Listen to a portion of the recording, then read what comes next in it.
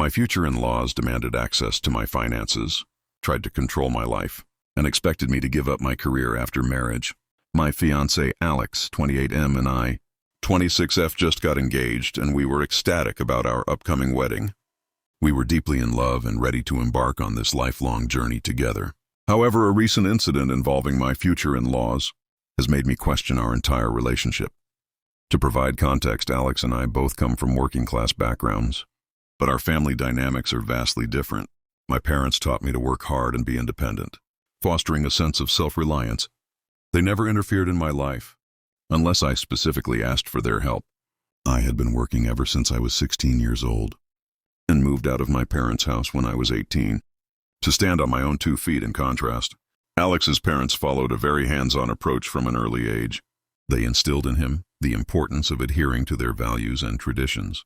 If he didn't follow their rules, he was harshly punished growing up.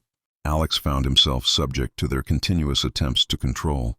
His life, this control extended beyond just typical parental guidance. It bordered on a level of interference that left little room for Alex to make decisions independently. They even controlled his financial situation, deciding how much money he could spend from his income every month. When I first got to know Alex, he was upfront about his parents right from the start. Back then we were just casually dating, so I didn't give it much thought. But as things got more serious between us, I started to realize the hold his parents had over him. His mom had this routine of calling him every night at 7 p.m. insisting he returned home for dinner with the family, even when Alex tried to explain that we had plans and were just going to grab a bite. She shut it down. Her response was always a firm no, accompanied by a reminder that he had to come home, or else he would be kicked out. Another example was when Alex called me one day in obvious pain. He was dealing with a severe stomach ache and had been suffering the entire day. Shockingly, his parents insisted that a trip to the hospital was unnecessary, convinced that modern medicine wouldn't help. Moreover, they actively discouraged him from spending money on medical bills. I couldn't wrap my head around how they could watch their son in pain and do nothing about it. I had to leave work and rush to his place to get him to the hospital in time. This was very weird for me, as I had never seen an adult being so tightly controlled in life. When I asked Alex about the reason behind his parents' behavior, he shared that both of them had grown up in a cult. The strict rules from their upbringing seemed hard for them to let go of and change. While I couldn't fully grasp the situation, I recognized it wasn't my role to interfere, a past judgment on his family. As our relationship deepened, we wanted to spend more time together, and eventually decided that we would move in together. I had my own apartment while Alex resided with his parents. We settled on him moving in with me. Little did I know that it wouldn't be as easy as it seemed. Alex's parents were furious upon learning about our plan. Their anger was directed more at me than at Alex. They invited me over for dinner to talk. When they brought up the subject, I stood my ground despite being nervous. I told them that Alex and I were in love and deserved to have our own space. Glinda, Alex's mom, made it clear that she disapproved of our relationship because she believed women shouldn't be breaking up families. Alex's father, Robert, then asked about my life, family, and career. I answered honestly, only to hear him declare that his issue with me was because I am a career woman.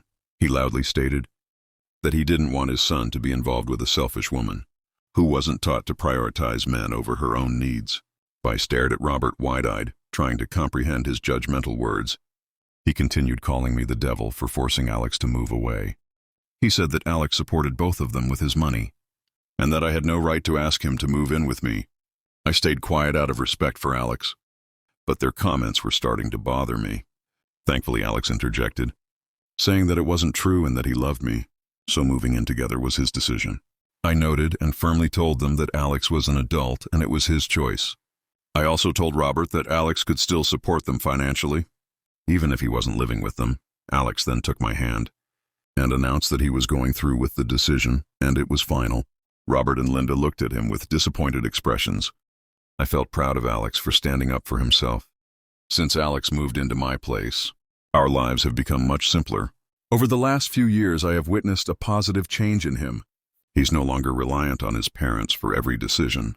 We live in our own little cocoon, shielded from his parents' judgments. While his mother still calls him at 7 p.m. daily, I have learned to live with it. Alex sends money to his parents every month like the good son he is. Over the years, Alex has spent more and more time with my family. My parents are much more laid back and absolutely adore Alex. He's always pleasantly surprised by how supportive they are, and has grown to enjoy their company. It's been a delightful shift from the judgmental atmosphere he was accustomed to. My brothers love inviting Alex on their weekend fishing trips. Overall, Alex has blended well with my family. Now coming to the incident at hand, after we got engaged, we shared the news on social media and called our parents. My parents were overjoyed, and my mom immediately started planning the wedding. On the other hand, Alex appeared to be having a heated discussion with his parents. I couldn't catch the details, but I figured they had some concerns about me as usual. I decided to trust Alex to handle it and opted not to get involved. Since that phone call, Alex appeared more subdued.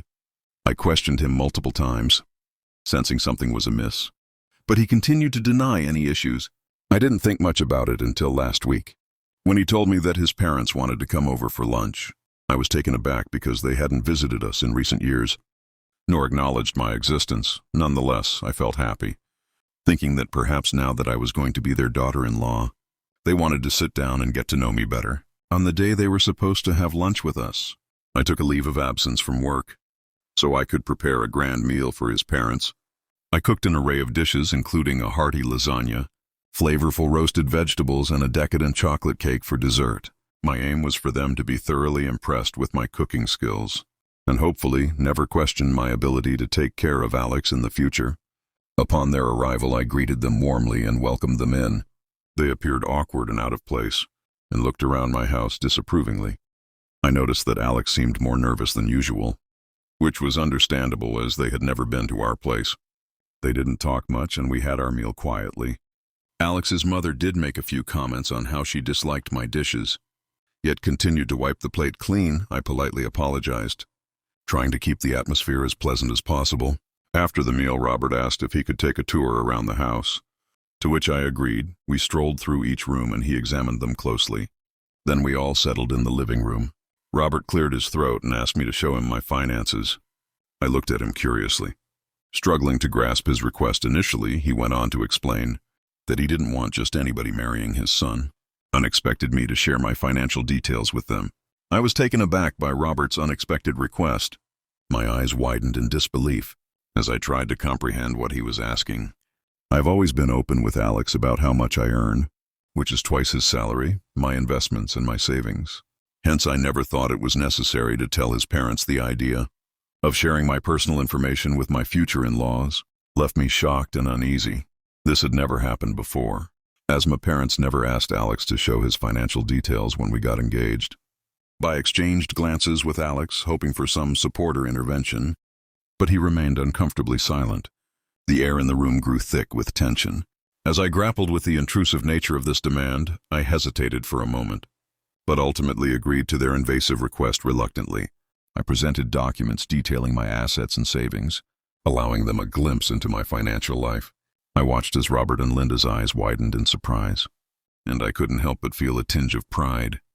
All the years of hard work since the age of 16 allowed me to save a considerable amount of money, showcasing my dedication and diligence.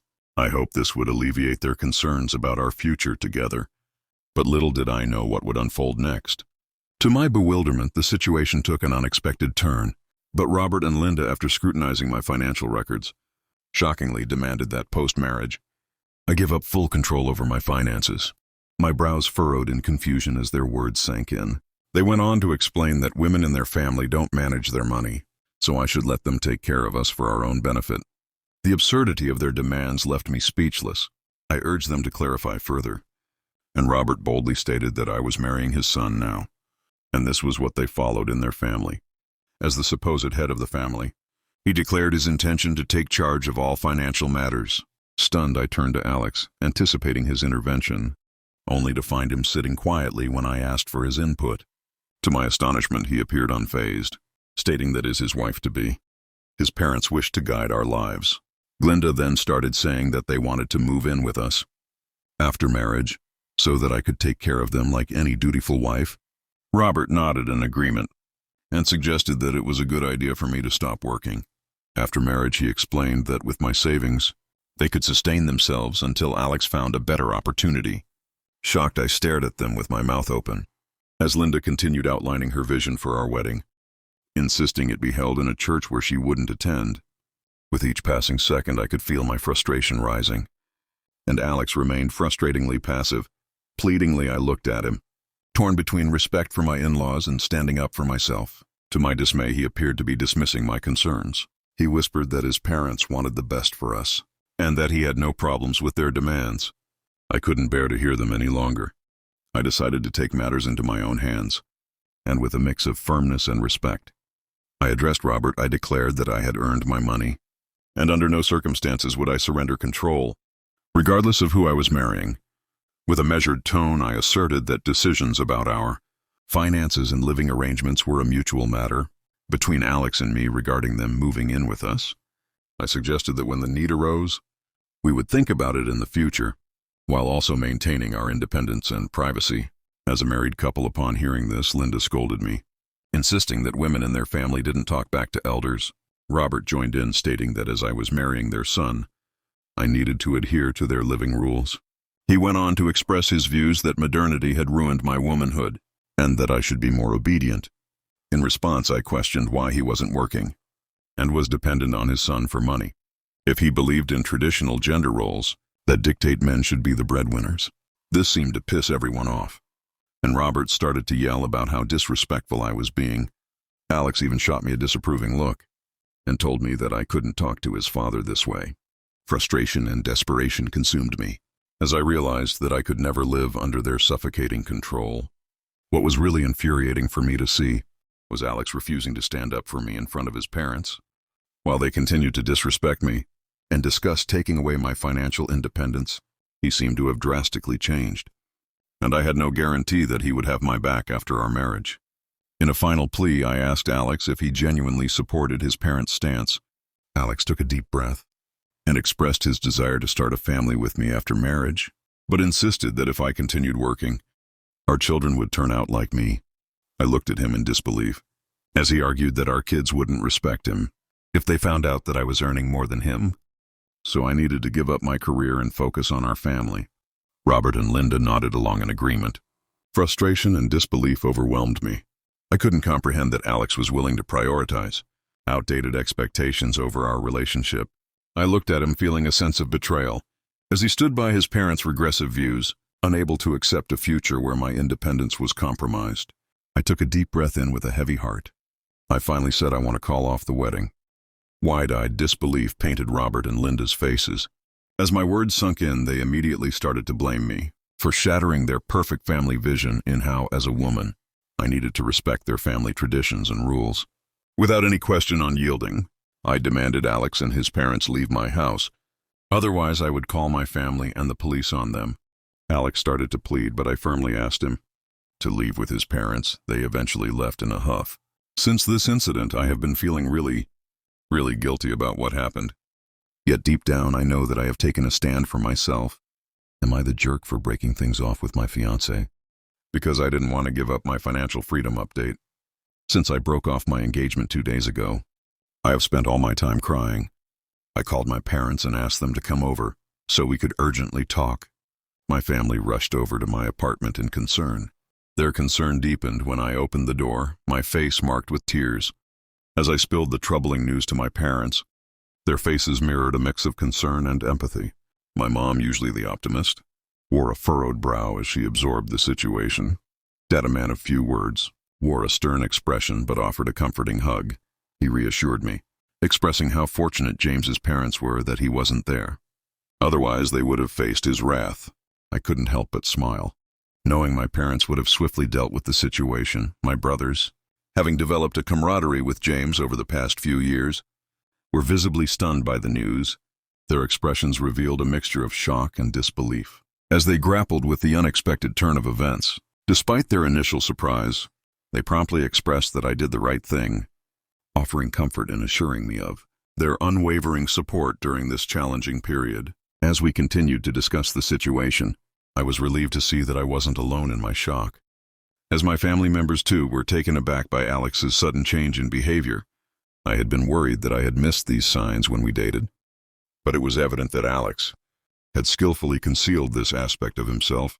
Until now, questions flowed naturally, from the specifics of Alex's changed behavior to the unexpected demands put forth by his parents.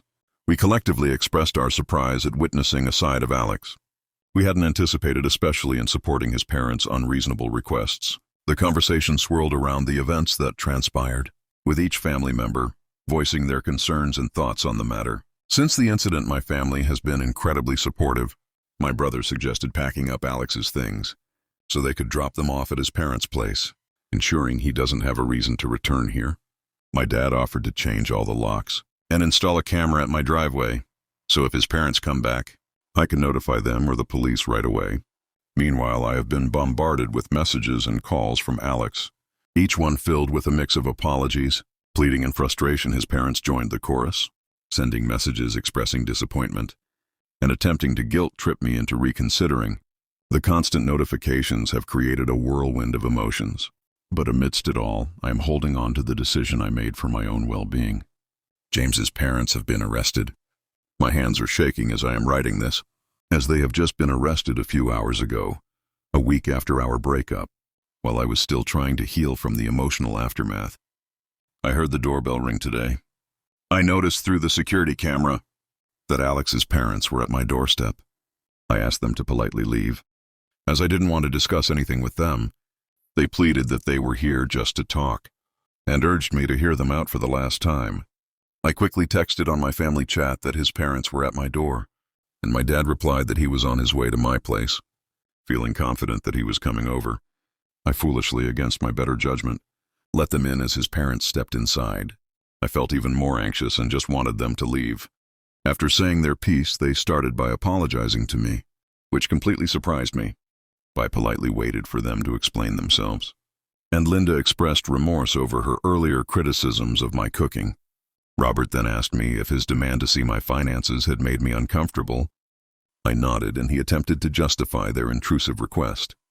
They tried to sound nice, but it still felt like they wanted to control things. They kept on talking, justifying why they felt the need to control my finances. Their explanations were frustrating, claiming it was for our own good, but it only made me angrier. They insisted on their right to dictate our lives, throwing reasons at me. That sounded more like excuses for their overbearing behavior. Linda insisted that as a woman, my main focus should be on raising children and managing the household, while Alex should be the sole breadwinner. It was so absurd that I couldn't help but laugh in frustration. I questioned how they expected me to give up my career, especially when I was the one earning twice as much as Alex. In handling our household responsibilities, they took offense, and Robert erupted, yelling that Alex should worry about earning, while my only concern should be the kitchen. Anger surged through me, and I was on the verge of giving him a piece of my mind. But that moment, my dad rushed in, and I couldn't help but feel a sense of relief. He looked at me, concerned in his eyes, and asked if I was okay. Just by observing my expression, he must have sensed that Alex's parents were once again trying to pressure me. Linda and Robert looked surprised to see my dad. He greeted them with a stern nod, acknowledging the awkward atmosphere. My dad never wanted to mince words, straight up asked them what they were doing here. Robert told him that they were there to discuss the issue at hand. My dad informed them that I had already called off the wedding, so there was nothing left to discuss at this point. Linda, perhaps sensing the shift, attempted to maintain a composed demeanor. She started to explain that Alex and I had spent a considerable time together, and it was irrational of me to break it off so abruptly. She continued saying that they had only expressed their concerns out of love for Alex and our future together. Robert chimed in, emphasizing that their family followed traditional values, hence he didn't see what was so wrong with him being the financial decision-maker, while I could take on the household responsibilities just like Linda. I could sense my dad getting agitated. He listened patiently. Before expressing his disagreement with their perspective, my dad firmly told Robert that I was never going to give up my career for any man, unless that was what I wanted. He stressed that he was a man too, yet had never imposed these absurd rules on our family. He firmly stated that such expectations of control in outdated gender roles had no place in our family. Robert's face reddened, and Linda's attempts to salvage the situation grew more desperate. They continued to defend their stance, but my dad wasn't having it. He calmly asserted that Alex and I were equals in our choices, should be based on mutual understanding, not outdated norms. He argued that Alex was incapable of supporting me financially anyway, which was true. Hence, they should instead force their son to become a better man, instead of asking me to give up working for the rest of my life. As the verbal tug-of-war escalated, I sat listening to them uncomfortably. Despite my dad's efforts to reason with Alex's parents, the conversation reached an impasse. Robert, increasingly agitated, raised his voice, asserting that they were only looking out for Alex's best interests. My dad, maintaining his calm demeanor, reiterated that he was doing the same, and stood by my decision to break off the marriage. Amid the escalating tension, Robert's demeanor took a volatile turn. His words transformed into a barrage of insults directed at me. My dad, visibly angered by the verbal assault, struggled to maintain his own frustration. Robert continued to yell how I had wasted Alex's time all these years, while my dad yelled in return that it was Alex who had, in fact, been a con all this time, while trying to hide his true feelings about his thoughts on family dynamics. Watching both my dad and Robert yell at each other, I realized that the situation was quickly spiraling out of control. Alex's parents' relentless persistence brought me to a breaking point, and I made the difficult decision to call the police. As the police were en route, tensions continued to rise, with Robert and Linda continuing to yell at me. When the authorities finally appeared, I urgently requested their removal, to ensure the safety of everyone involved. Their visit left me feeling deeply unsettled, and witnessing their aggressive behavior intensify these emotions. In this tumultuous situation, I find solace in the fact that my family came to my rescue. My mom, after learning about their arrest, has offered to come and stay with me for the next few days. My brothers, fueled by anger, expressed the desire to confront Alex, but my dad intervened, managing to dissuade them from taking any impulsive actions. After everything that went down today, Alex won't stop calling. However, I currently lack the emotional energy to engage in conversation with him, and will need some time to recover from the intensity of the day. It's been 3 months since my last update, and a lot of people have been concerned about me since my last update, but I'm here today with a much happier update. In the 3 months since that intense encounter with Alex's parents, I've experienced a significant transformation. Breaking off the engagement was undoubtedly a tough decision, and initially I grappled with guilt. However, deep down I knew I had stood up for myself and my principles. My emotional healing has been supported by my incredible family. They rallied around me, providing unwavering comfort and understanding. My mom stayed with me for a long time, until I felt safe enough to live on my own. My dad came to visit me every morning, and we started going out for walks, which has sort of become a routine for us now. I loved spending time with him. During our walks, my brothers helped out wherever they could, and their actions spoke louder than words. Reaffirming that I am not alone in my decision, Alex has continued to reach out. His messages flooded with apologies and pleas.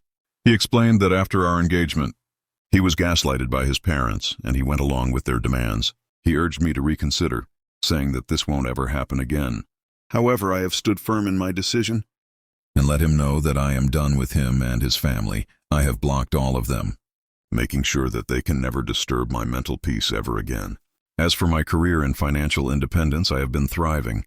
The incident reinforced my commitment to maintaining control over my finances. I have excelled in my job, embracing the sense of empowerment that comes with financial autonomy. I have also found solace in reconnecting with friends and pursuing personal interests. The support network around me has been instrumental in my journey of rediscovering myself as a single gal. After so long looking back, I recognized that breaking off the engagement was the right choice. It allowed me to reclaim my agency, prioritize my happiness, and foster personal growth. If there's any advice I could give to any young woman reading this, it's never to let anyone control